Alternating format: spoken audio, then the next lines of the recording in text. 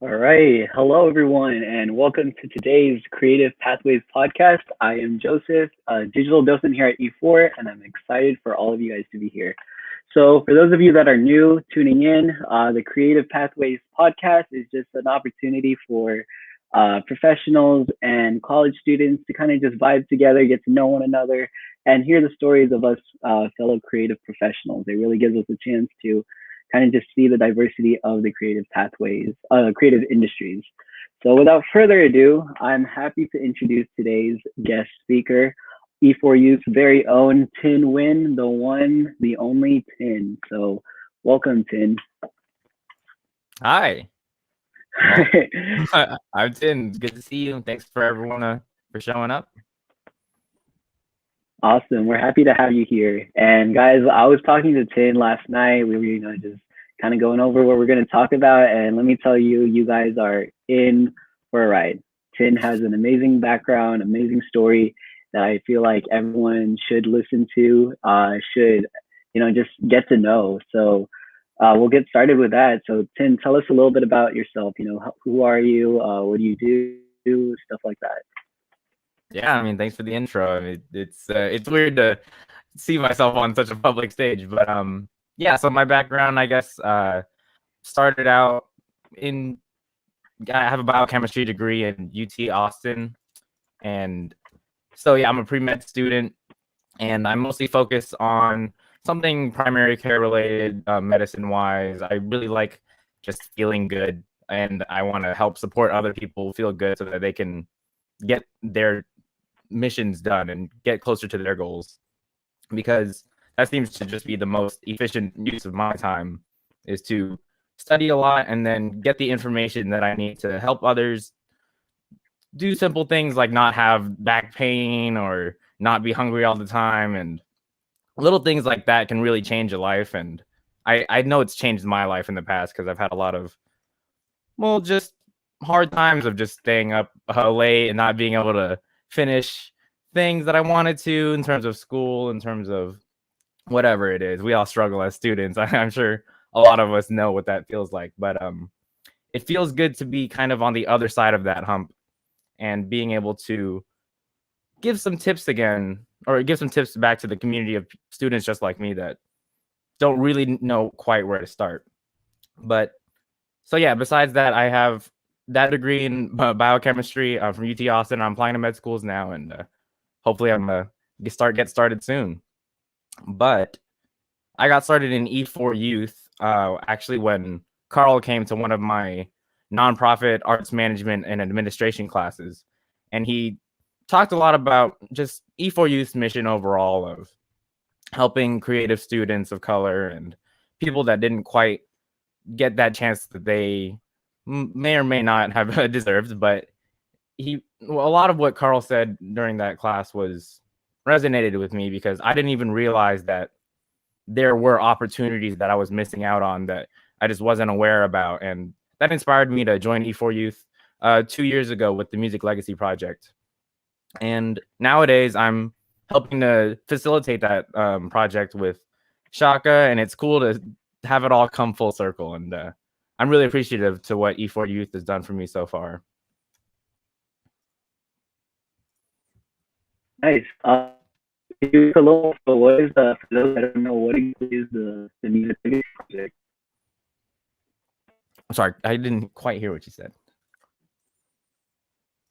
Okay. What exactly, for those that don't know, what exactly is the Music Project?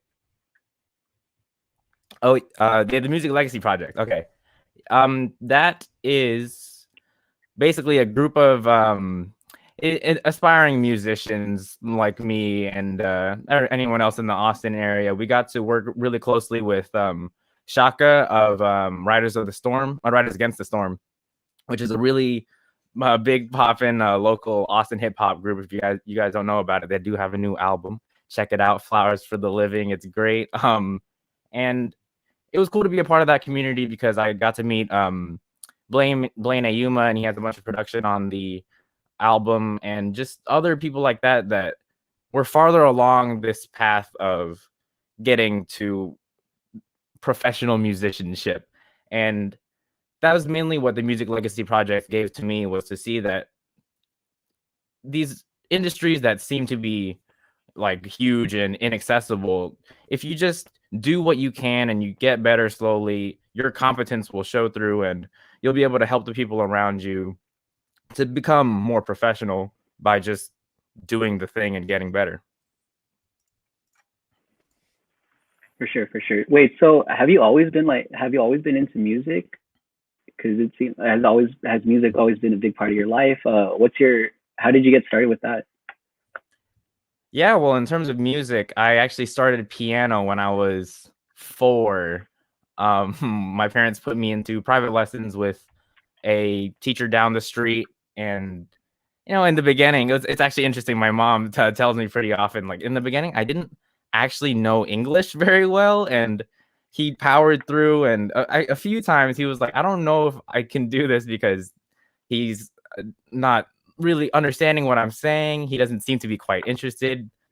I was a young 4-year-old, right? That he had a dog, and I would pet him a lot, and it was a bit rocky there, but it's planted that seed early enough to where I know what notes are, and I know how to like look at melodies in a way that don't make them seem impossible. Like, oh wow, it's a really cool, crazy melody you did, and I can tell it's complicated, but I know if I sit down long enough and slow everything down, I could figure out what notes those are. I could figure out how that melody was put together. And yeah, I guess just being able to see that from an early age gave me a lot of inspiration to, I guess, remember that there's always a lot you can aspire to, and a really far place you can get with just time and effort.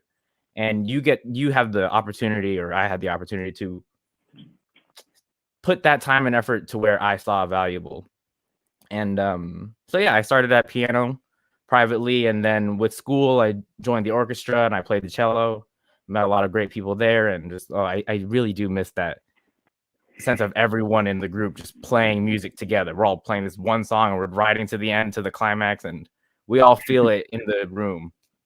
But yeah, and then so in college, I stopped doing piano a bit, and I picked up beat production because I mostly was into hip hop, and I really liked producing. I wasn't quite much of a writer, and that seemed to just be where I fit in.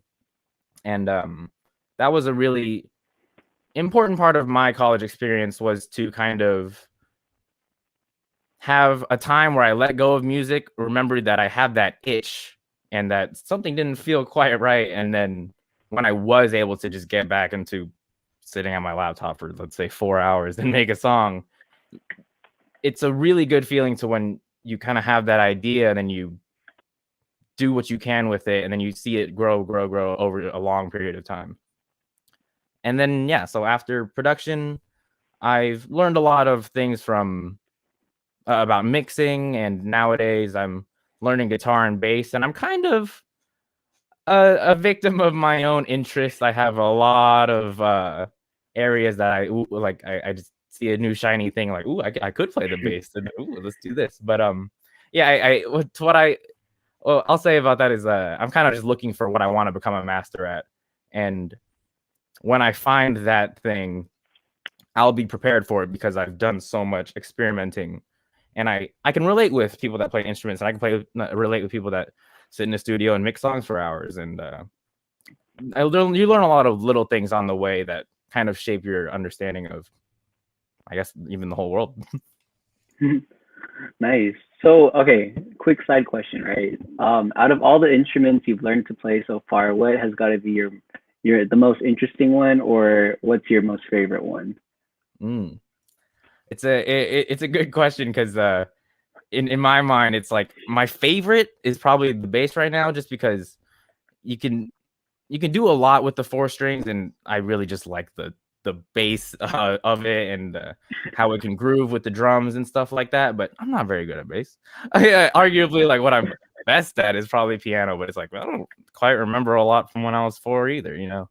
So it's kind of just enjoying that I don't know much, but when I do get into a groove, when it's just like I can play one note and feel really cool, and it's that feeling of music just being fun no matter what is what drives me. Totally, totally. So my question for you is, you are a med student and you are also a creative musician. So what kind of like influenced you to kind of take on the role of doing both?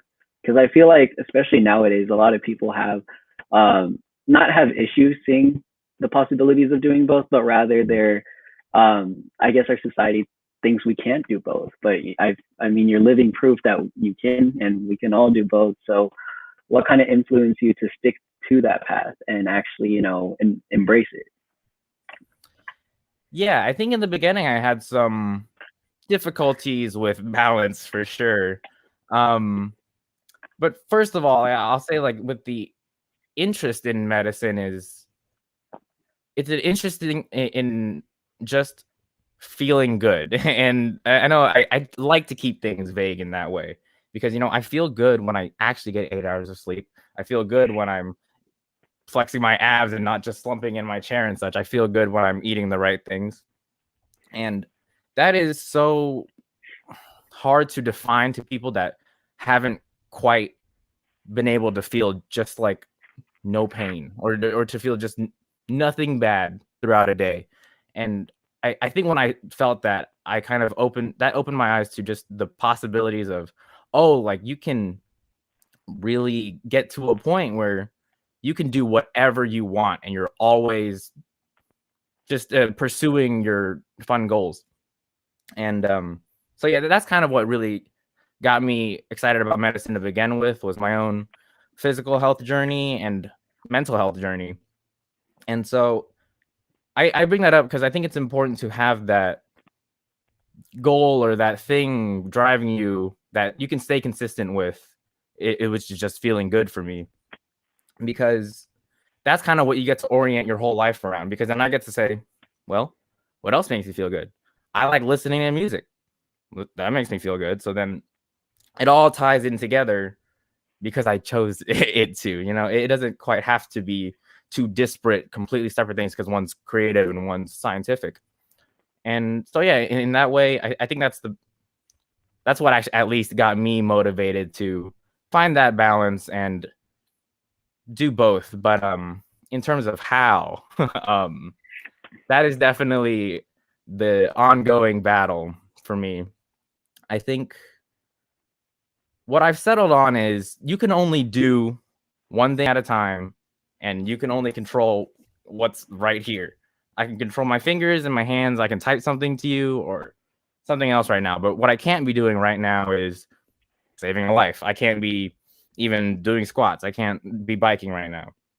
And when I remember that, it's helps me to have a focus where when I'm working in the hospital, it's okay, I'm gonna be right here and I have to listen to you and figure out this chart because that's what's important right now. But when I then give myself an hour or two later, be like, oh, I'm gonna sit right here and play guitar or do nothing, because it's kind of that decision to do whatever you say you're gonna do.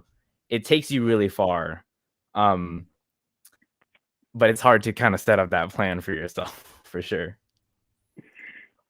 No, definitely. I feel like we can all relate to you in that sense, to where, you know, it's just what do we focus on at the moment? What is there to focus on? But I really like how you're able to integrate your both aspects of your life instead of just trying to make them separate. It really is nice to see that, you know, you're able to find a balance, like you said, of both, and have it, for the most part, impact you in a positive way. But you know, like you said, on how you're finding that quest, you know, that battle of still trying to find balance and, you know, just peace with it, I guess you can say. What inspirations have allowed you to kind of push through? And, you know, let's say the journey. I mean, the journey isn't easy, right? What's kind of motivated you to keep on going? What's been your support? What's been your support system, or who? Yeah, so I guess I'll start with the inspirations part of the question, which is you know, I think I saw a lot of people go really far with certain things. Like, oh, when I see doctors, it's like, oh yeah, y'all really know what's going on, and you have other things on your plate. And then the same thing with musicians. You know, you see people that just do things that you don't even know were possible on instruments, and that's really inspiring, because it kind of sets a ceiling that's so high that I know all I can do with my time, since I'm not spending 24 hours a day on it. Well, all I like, if I'm here and this is the crazy level that they just set, I can maybe get here if I try really hard for 20 years. And that's a really worthy goal to me. And that's an inspiring thing to me, because it's kind of just the truth of, oh, I get to just be better and get closer to whatever that is. And I also get to choose where I get to do that. And yeah, that keeps me going, because I just enjoy that. But yeah, in terms of a support system, mostly my family and like close friends, I think they're really useful for me, and basically just calling me out whenever it's like, hey, like, it seems like you're not happy right now. It's like, oh, I didn't realize that I'm not happy right now. But now that you say that, I have been watching a lot of TV, and I have been not doing music or whatever it is. And I really appreciate my support system for that, because they kind of help give me that objective view of where I'm at, and to think again about having that self-awareness of just, oh, wait a second, I may or may not be feeling or thinking what I think I'm feeling or thinking. And then when we're able to have these conversations that are just based on just the straight truth, it's not about you making me feel better. It's about people wanting better for me and me wanting better for them. That's the support that really keeps me going and drives me, because that's what really pulls up the whole community. And yeah, and I think that's kind of all we can do right now is hopefully I'm going to give you something that will help you be better. And I know that just having this conversation and being able to talk is helping me get better at something. And it's that goal, and relying on your support system to help you when you need it, when you're down and up. Yeah, that's really kind of been a game changer for me. Awesome. Taking notes right now to have a healthy support system. All right, noted. So given, you know, with your inspirations and the things and people that keep you wanting to move forward, so how do you turn those inspirations into, you know, your work? How do you turn those influences into something that you can create, something that you produce, whether it's music or just, you know, knowledge? Mm-hmm. Yeah, it's a really hard thing because even recently I've noticed that what you listen to all the time isn't what you're gonna make, and I kind of want to bring this over to a food discussion because that's the easiest thing that I think everyone can do to practice creativity. But yeah, we can eat any kind of food that we eat all the time, like Asian, Hispanic, or whatever. But that doesn't mean it's necessarily what we're gonna make because we're gonna make what we have the ability to make, ingredients wise, but also knowledge wise. But taking inspirations into that creative process is kind of, to me, just developing taste, developing what you do and don't like. And neither one is going to be right or wrong. And just kind of having that understanding that, oh, I know I could put a lot of cumin in this and make it kind of taste like tacos. It's and kind of make it have that Hispanic flavor, or I can put soy sauce in it and sesame oil and boom, now it's Asian. It's fun for me to do it in cooking because that's where you get to kind of break everything down to its components. When it's just meat and salt, that's gonna taste like just the meat. And yeah, that's kind of how I do it, where you develop your taste throughout the world. Like, oh, I know I like this. I kind of feel like I'm not into that. And then you kind of experiment in the kitchen. You take one step into what you think you don't like, see how that goes, try it out. And oh, and I sometimes I like to say this, but it's like the concept of seasoning to taste, of tasting your food as you're cooking it. That's applicable to all of life, right? So if I'm gonna make a song and I don't pause and listen to the whole thing all the way through and say, oh yeah, the transition there could be better, and that thing's a little loud, blah blah blah. Like, if I don't season to taste and I just season randomly because that's what I'm supposed to do, and I put a bunch of ingredients on the board without really thinking about if it's good or bad, then you kind of end up in chaos. And in the same way in the kitchen, if I just throw a bunch of different things together that don't quite work, I taste it, I realize I don't like it, and then I go back into trying something different. I really loved how you were able to like tie it into the food and the cooking process. I mean, you were right. It's really relatable. Like my eyes dilated as soon as you were talking about, seasoning and just like, it really is applicable, and you can really it just really showcases how a lot of things are universal, I guess, in that sense. So kudos for you to, acknowledge that, acknowledge that and everything. So when it Yeah, comes to food, well, I think it's important to kind of see everything in anything, because that has at least helped my mental health and just having a sort of consistency. Like, if I like things that are super deep and detailed and have a lot of whatever in music, and then I just say, oh, I only like it when I eat food that is just straight unseasoned, it's like, that doesn't quite make sense as in my brain. And I have a lot of joy in kind of figuring out that, like, oh, I really like this one thing or this kind of thing, and finding that in everything. I'm gonna find the type of movie that's really deep, the type of games, the type of music, or whatever it is. And yeah, and it's an easy, fun playground because everyone can make something hot and put salt on it, and then boom, you are now a chef. But I know you have like some experience with food, if you want to talk about that. oh, I'm not like a chef or anything. Just, I mean, I do experiment. Just, I really resonated with what you said about food. Just how I always claim it to be like the love language, just the love, and you can always feel that. And I guess for me, it puts me in a good mood. But to answer your question, I mean, just my little flan business. That's it. It's the breadwinner of my semi-professional life, you could say. Yeah, what do you want to know about it?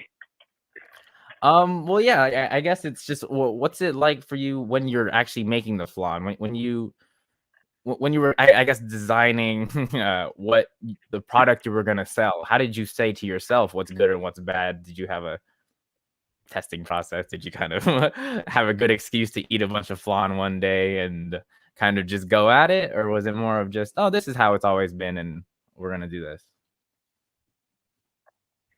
Honestly, it's just like you said, it's experimenting and figuring out what will take you like, input and um, open the world. It's gonna be you're modify things, even like sometimes the recipe for some reason doesn't work out. So it's really what exactly is the right process. But that's why I know you want to and figure out which process to do. So with that, we just Sorry, one there was second. no You're a purpose. bit laggy. But Okay. I did gather that you like to you started with an experimentation thing, and then you did what you could, and sometimes you don't have what you need, and you adapt from there. Yes. But, Can y'all hear me? yeah, you're back. Okay. Can you hear me?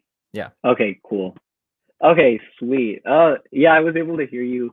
Everything you said pretty much hit the spot.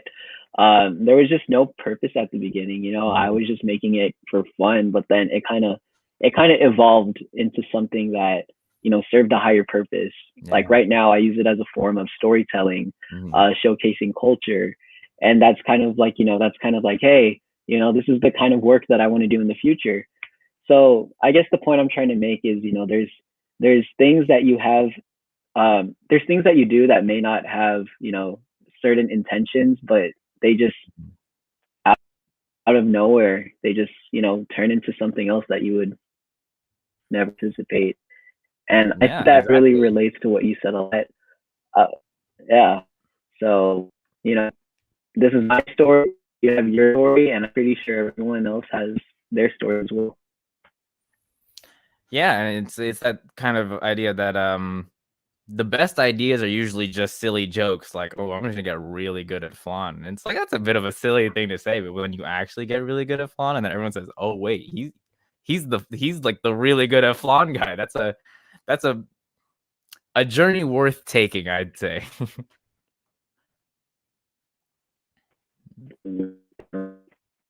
So, talk about your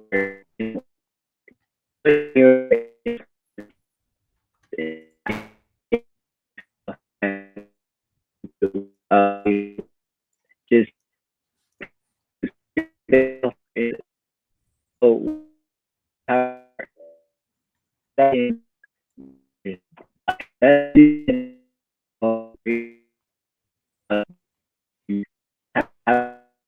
Sorry, you're lagging a lot on my end.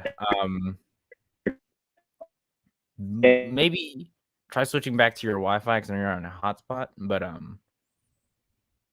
maybe I'll kind of take this real quick as you're figuring that out. Yeah, in terms of just like the reason I wanted to bring food into it was because this is kind of some area of my interest in healthcare is nutrition changed a lot about my life. When I did the keto diet, I don't know if this isn't medical advice. I'm not saying this is the right thing to do, but it worked for me. When I did the keto diet and when I kind of stopped, and what that is cutting out carbs and making your fuel mostly fat. I did small little tiny changes really impacted my life, like not feeling hungry in the morning and just being able to go to work and doing my job and doing whatever I want, and then not wanting to take a nap in the middle of the day and feeling that I have more sustained energy. And then these are all very vague, subjective things, but it's hard to state just how much of an impact it had on my life. And also that plays into just the fact that any little tiny thing you do to improve yourself can be the one thing that jump starts this huge wave upwards of improvement and wanting to be better. Because I think as young people, sometimes we forget that it's a very worthy goal to climb the really hard mountain. But if we just start at one step at a time, not even straight up, maybe to the side, that is a really valuable step, because that could start your journey as you zigzag all the way up this impossible looking mountain. But hey, Joseph, welcome back. All right, hey guys, I'm back. So yeah, technical difficulties, as you guys can see. Tin, could you fill me in just like a one sentence summary of what I missed while you were? Yeah, I like nutrition, and it plays into just doing little things to improve yourself. Sweet. Oh, okay, yeah. So that reminds me. I remember we were talking about yesterday of just like you're very in tune with your health, like you said, and that's kind of what got you started on your pre-med path. So how has that kind of shaped your philosophy with the world, how you see things, your mantra, if you want to call it? How is that impacted? Yeah. Well, I'm sure you guys have like kind of seen it a little bit throughout the talk, but I have a lot of little sayings that I love saying to myself, because that's kind of what gets me through the questions I ask myself. Like I know David Goggins was a big inspiration for me, and one thing he said was that when you're in the middle of a 100-mile race and you say, "Why am I doing this?" and you don't have an answer for yourself, you're gonna stop doing it. And I know for me, that's kind of what happened in a few places, but I was able to pick it back up and do whatever what I thought was right. But so yeah, in terms of that just the health and having a mantra is that everything is worth it. Everything that you're dreaming up and all these ideas you're having, ideas are not so valuable because they're all like really could be something good to follow and something valuable to follow. And for me, it's kind of that idea that since everything has the potential to mean everything to someone, like some people, like the music is their whole lives, and since I kind of have seen that and I've heard that, I it's easy to look at that and be like, wow, I'll never get to the point of being a Bobby Fischer chess player or whatever it is. And it's easy to be like, oh, I shouldn't even start trying. But for me, the most a big step in my life was just flipping that fear of I'll never get there to, oh yeah, I won't ever get there. Let's just try to see how far I can go, because it's like that's all we can do as a society is to. Well, this get deep, but it's like all I can do to help my community is become a really good tin, because then I'll be wise enough to say to people, hey, yeah, like don't chop your foot off, because no one really knows that until someone does it and says, oh wait, that's probably not the best idea. And so as we learn from each other's mistakes and we learn how to just improve incrementally, one step at a time, we all bring each other up, because we're all on different paths, but on a road that hopefully helps the community rise up at the end of the day. No, totally. I agree with everything that you said, because, the first step that you can do to making the world a better place is, like you said, being the best version of Tin, the best version of you. And I feel like if you're able to, play on your strengths and how you can contribute to your community, then you're already doing everyone a favor. So I like, so that's your mindset, and that's teach to other people as well. I was looking at the comments though, and then Jaleisha was asking, or she was saying that you had a word for us today. Care to explain that? Wait, that I have a what for y'all today? A word. Is it like a word of the day? Tin said he had a word for us today.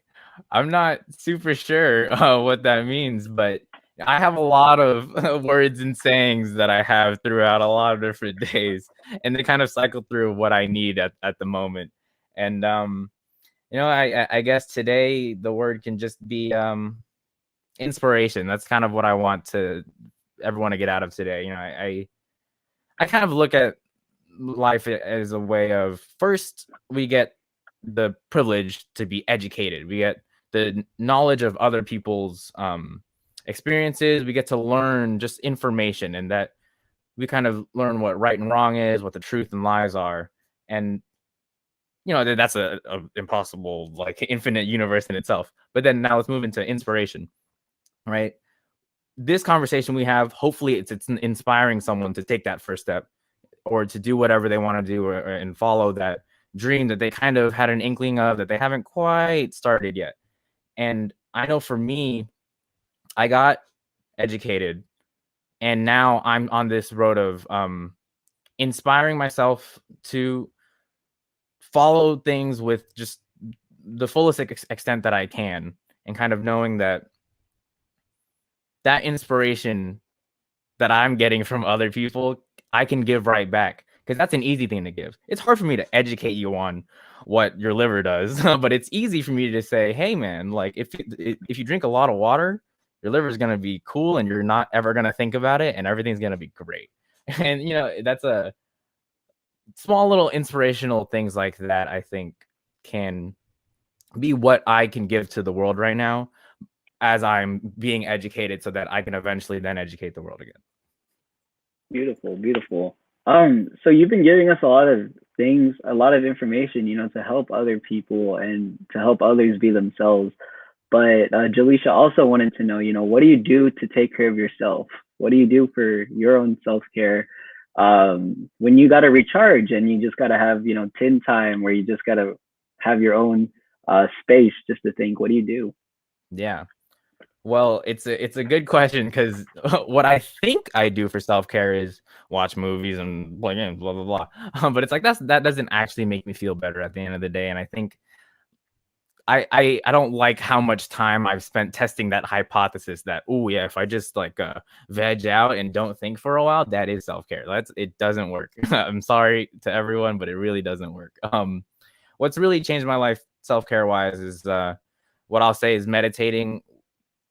But what I'll call meditating, I know it's annoying to hear sometimes for people that aren't familiar with it. It seems like a woo-woo topic. It seems to be something that, that's not for me. That's just for monks. But what that means to me is just having a moment of silence in your mind, being able to just be quiet and listen to the things around you and feel things. And like, I'm sitting in this chair right now. It's really cool. I have these sounds. I kind of hear the AC going and stuff like that. And the coolest thing about that is when you're able to be quiet, you're able to start hearing thoughts, or not hearing thoughts, but it's kind of like thoughts coming in your mind that wouldn't have otherwise. And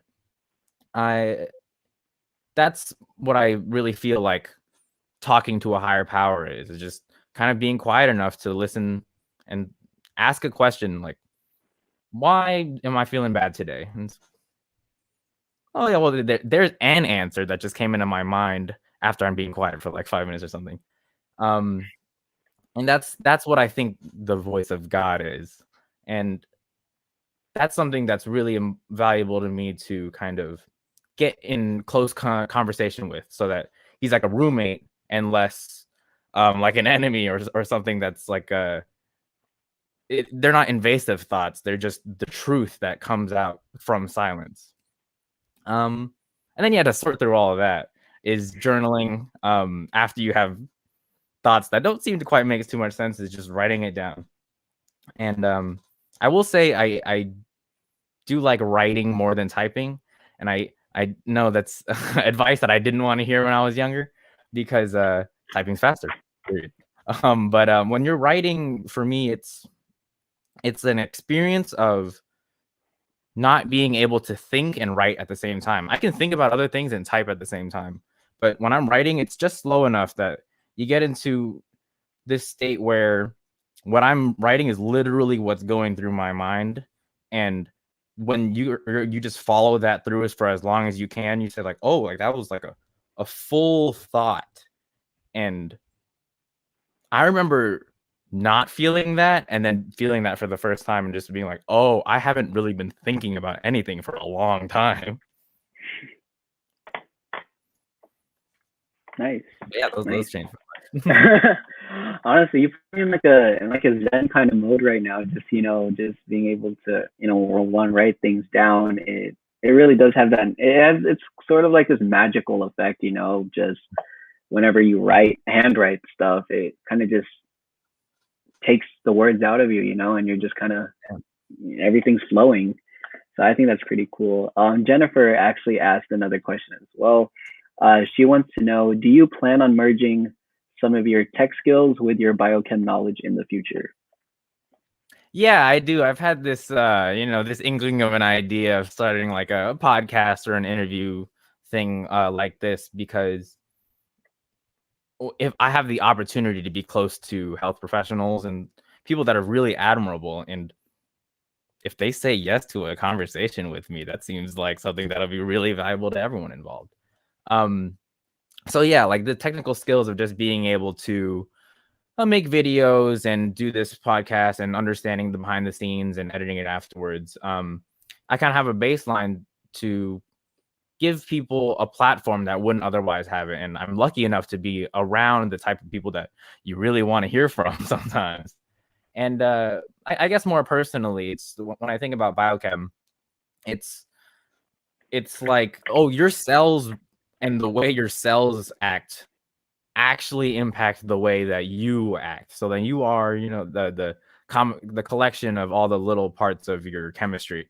And so, yeah, but technical skills and merging that, I would just want to use my skills to be a platform to have people remember that and take care of their chemistry, because that's what's going to make you feel better at the end of the day. Because, well, I mean, at the end of the, it's a selfish thing to want to be better, right? And it's a worthy thing to be selfish and want to be better. Awesome. I love that mindset. It puts it's a more positive connotation when you put it like that. So nice. Cynthia asked, you mentioned playing orchestra and producing beats. What's your go-to music to decompress and let the day go? Yeah, well, so yeah, normally I call myself mostly a hip hop head or like a rap fan, but I don't go as far back as I'd like. But Denzel Curry, JPEG Mafia, Danny Brown, those type of guys that are kind of on the sidelines, but they're just doing they're just saying what they want to say and just doing what feels right to them. That's a really cool thing to me to hear, and I really enjoy Denzel's kind of bombastic production sometimes that kind of has like these fat 808s and just something that makes you want to move. That feeling of just bouncing. I miss that from concerts for sure. But other than that, I've followed a Doom sample into finding the band Cortex, which is an old French kind of jazzy band, and I've fallen so deeply in love with Cortex and all the grooves and vibes that they have, and that's kind of been the album I go to most, the Trupo Blue, to just have everything be okay, just funky bass lines and beautiful vocals on it, and that's kind of what I've been using to decompress. That's awesome. So like, is it like are you more on like the jazz kind of vibe? Well, like I'm honestly don't have much of like a historical knowledge of jazz and stuff like that, and I wouldn't quite call myself a jazz person, but I do know I really like when like you feel the whole band get into a groove together and they're playing off each other a little bit, and I really like catchy things too, and that's kind of what drives all of it. Because when jazz is catchy, like musically memorable, like I remember the bass line of a lot of these songs. I remember just like the background vocals, and that's really what makes me fall in love with music. It's just having it play through my head, like, oh yeah, that's a great melody they just made. Nice. Chelsea from E4 wanted to know what your production process is whenever you're creating music. Yeah, well, I'd like to know what that is too. I'm trying to refine it for sure. It started out. Well, to get into specifics, like I kind of moved programs a little bit. I moved from FL Studio to Reaper, and I didn't quite like Reaper for production, and I've been using Ableton, and I'm trying to be getting used to it. But I'm trying to get to a stage where I'm able to say, okay, the song needs a bass line, a drum groove, and then various melody beats. And so I kind of have an idea of what I want that to look like when I come into it, and then that comes through just like a melody that I have in my head, like boop boop boop boop boop.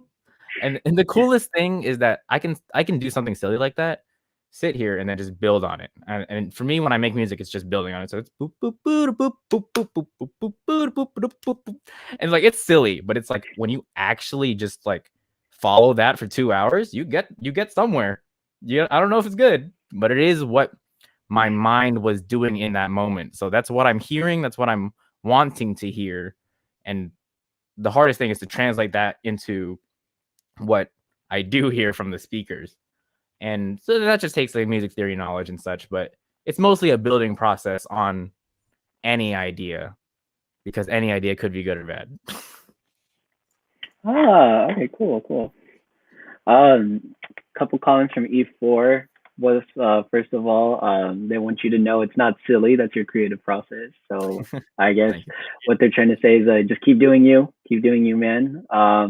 This one was from earlier, but I feel like it's important to bring up as well. Kind of relating back to your chemistry side, biochem background and everything.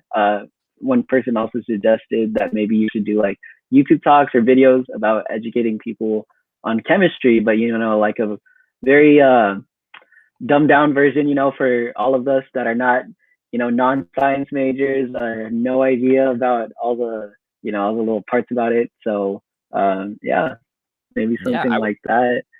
I would really love something like that. But nowadays, I've just been kind of remembering that you kind of have to have the information to educate people. And I have some information and I have it in different areas, but I'm not too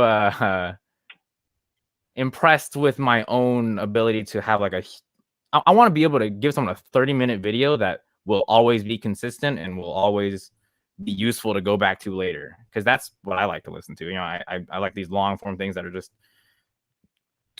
tales of just like, oh, when you do this one thing, it goes really far chemically. And so at this stage, I feel like I need to gather my information so that I can put it here and then show it to you. Because right now, all the information is like, oh, okay, I kind of get this one, I kind of get that, but like, it'll take some, years of life to put that into a space where I can give that back to others. And I would love to one day when that does happen.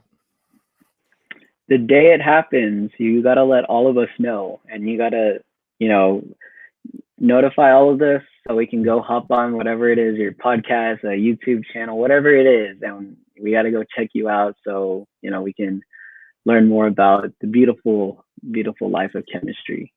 Yeah. And yeah, it's kind of just like that.